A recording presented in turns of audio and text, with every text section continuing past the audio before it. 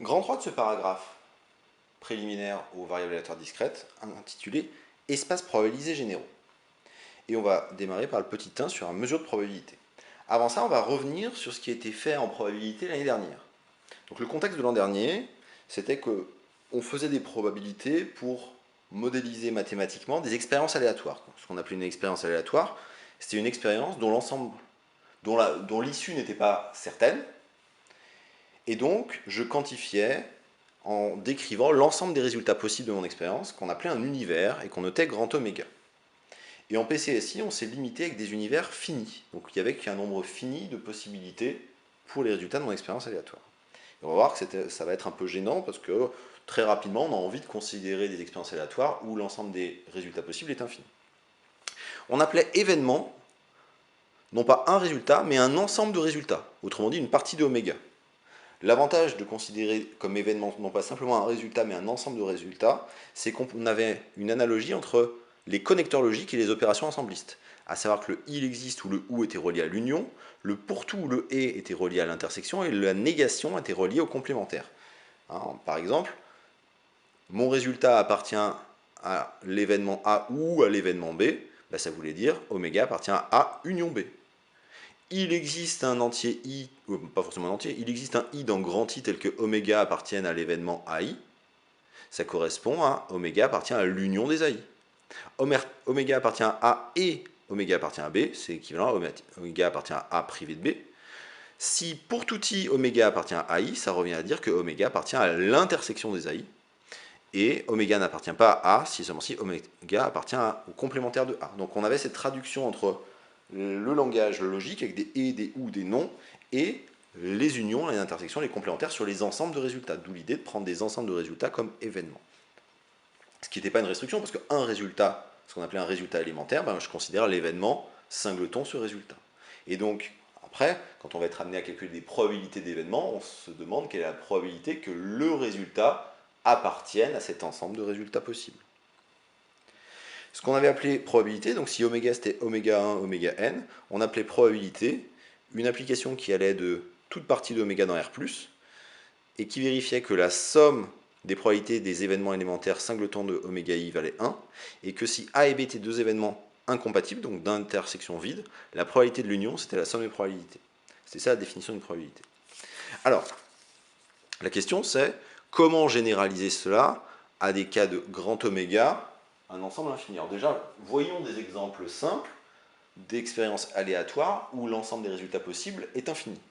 Alors je prends trois exemples. Le premier qui va être un exemple vraiment fil rouge dans tout mon chapitre, parce qu'à partir de cet exemple-là, on peut quasiment simuler toutes les expériences aléatoires du monde. Je prends une pièce que je lance à pile ou face une infinité de fois. Donc oméga, c'est l'ensemble des résultats mais de mon infinité de lancers, donc c'est une suite à valeur dans pile face. Alors selon si je l'indexe par n ou par n étoiles, oméga, l'ensemble des résultats, ce serait l'ensemble des suites à valeur dans pile face, donc pile face puissance grand n. D'ailleurs, c'est un ensemble dont on a vu à la partie grand 1 que c'était non seulement un ensemble infini, mais un ensemble non dénombrable. Donc c'est un ensemble qui possède vraiment beaucoup d'éléments parce qu'on ne peut pas les compter dans le sens où on ne peut pas les numéroter en les indexant par grand n. Deuxième exemple, si j'achète une ampoule et que je me demande quand est-ce qu'elle va arrêter de fonctionner, quand est-ce qu'elle va griller, et si j'appelle mon expérience aléatoire où je mesure le temps d'éclairage en secondes jusqu'à ce que l'ampoule grille, oméga, l'ensemble des résultats, ce sera R plus étoile. R plus étoile, qui sera un ensemble infini non dénombrable. Si j'arrondis à la seconde près, oméga, ce serait grand N ou grand N étoile, si je suppose que mon ampoule, elle ne grille pas à la seconde 0. Troisième exemple, si je tire une flèche dans une cible qui serait considérée comme un disque inclus dans un plan, oméga, ce serait la cible. Et un disque inclus dans un plan, ça contient une infinité non dénombrable de points. Le problème, c'est que ce que vous avez fait l'année dernière, la formule P de A union B égale P de A plus P de B si A inter B est vide, se généralise mal à une union quelconque.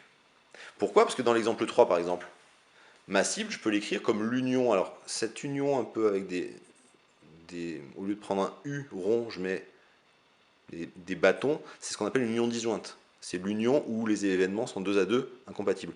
Oméga, je peux l'écrire comme l'union des singletons oméga, pour oméga dans le grand oméga.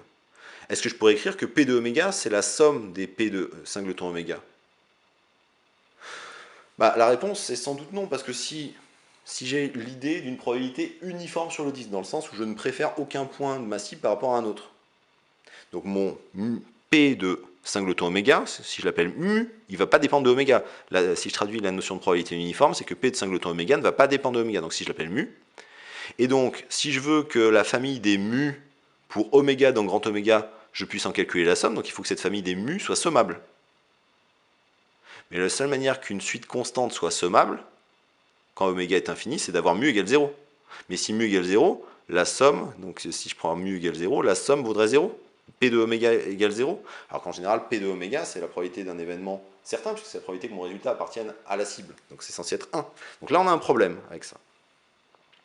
On va voir que ce qu'on aurait envie plutôt de traduire, c'est que la probabilité uniforme, au lieu de dire que la probabilité de chacun des points de la cible être atteinte est la même, on va voir que la probabilité que ma flèche tombe dans une certaine zone, ce soit le quotient entre la surface de la zone et la surface totale de la cible. Le problème, c'est que si je fais ça, il existe des parties de R2, et donc des parties de oméga où oméga est un disque de R2, pour lesquelles il n'est pas possible de définir sa surface. Donc, ça pose des problèmes. Donc, on a vu des problèmes par rapport à cette somme, par rapport à certaines parties pour lesquelles je ne pourrais pas définir sa probabilité. Alors, la solution, ça va être d'une part de faire appel au grand 1 avec la dénombrabilité, c'est-à-dire que la proposition que la probabilité d'une union disjointe, c'est la somme de la probabilité, je vais la garder, mais je vais la garder seulement si I est une partie O plus dénombrable. Donc la solution, ce sera de dire que si AI est une famille d'événements 2 à 2 disjoints pour I dans grand I, la probabilité de l'union des AI vaut la somme des P de AI, quand I est une partie O plus dénombrable. Et la deuxième solution va consister à ne pas autoriser toute partie de P de oméga d'être un événement. Ça ferait trop d'événements dont certains sont trop compliqués. Pensez que dans votre disque, vous pourriez avoir un ensemble fractal un peu étrange pour lequel vous ne pourriez pas définir sa surface. Donc on ne va pas autoriser tout élément de P de oméga être un événement.